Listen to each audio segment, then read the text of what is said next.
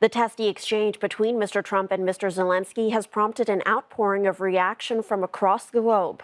The head of the European Commission, Ursula von der Leyen, assured the Ukrainian leader he's never alone and that Europe will continue working with him for a just and lasting peace. The European Union Foreign Policy Chief Kaja Kallas says it has become clear that the free world needs a new leader. German Chancellor Olaf Scholz said Ukraine can rely on Germany and Europe. Stuart Smith has more from Kyiv.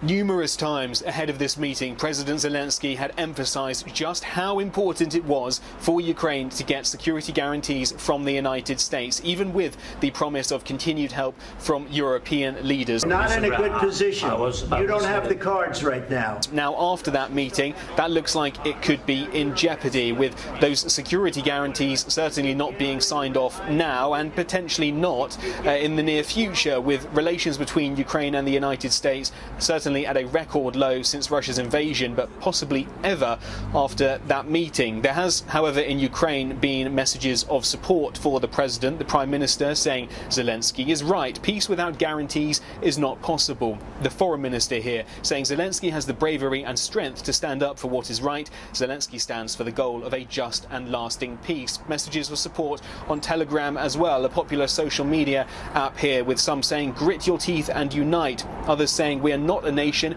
that could be bent and sold, and another citizen of Ukraine mentioning a deal with the devil will never bring peace, it will only lead to defeat and humiliation. Respect to the president who stands fast, but that's not a feeling shared by everyone here. One opposition lawmaker, Alexei Gocharenko, said, why arrange a scandal with the US president in front of the cameras? This quarrel can have very bad consequences, from disabling Starlink to blocking all the intelligence information that the US gives us. This is not a game. We have millions of people dying and fighting.